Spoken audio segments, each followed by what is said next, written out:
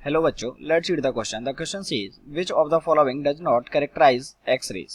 Okay, we have four options. As the radiation can ionize the gases, it causes the fluorescence effect on ZNS, deflected by electric and magnetic field, and have wavelength shorter than ultraviolet rays. तो इस question को solve करने के लिए सबसे पहले हम इसका की कॉन्सेप्ट लिख लेते हैं.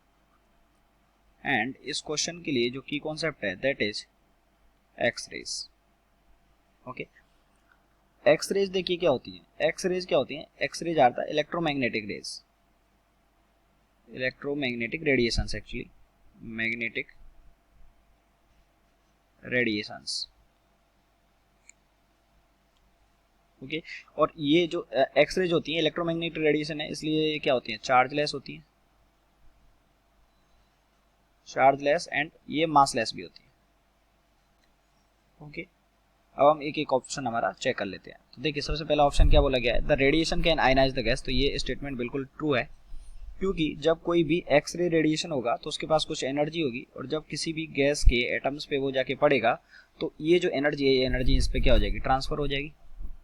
और ये एनर्जी जब ट्रांसफर हो जाएंगी तो ये जो गैस के एटम है वो क्या हो जाएंगे? एक्साइट हो जाएंगे, और एक्साइट होके जो गैस है वो इलेक्ट्रॉन को दूसरे ऑर्बिट में चले जाएंगे इलेक्ट्रॉन, यानी कि जो गैस है वो क्या हो जाएगी? आयोनाइज हो जाएगी. Okay, second, it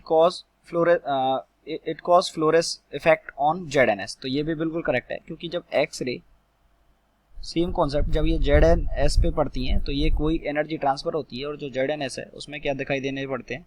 blew band दिखाई देने पड़ते हैं.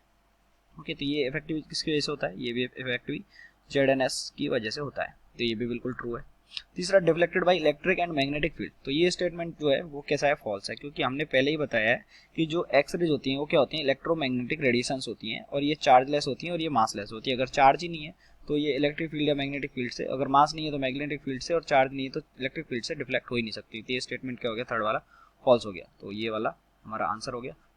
Have wavelength shorter than ultraviolet waves. तो वी नो दैट कि जो वेवलेंथ का ऑर्डर होता है वो क्या होता है? एक्स रेज की वेवलेंथ कम होती है यूवी रेज से. ओके, तो तभी एक्स रेज की जो फ्रीक्वेंसी है वो क्या होती है? ज़्यादा होती है. तो डी स्टेटमेंट भी करेक्ट है. तो ऑप्शन नंबर सी हमारा आंसर हो गया. I hope you understood it well. Best of luck.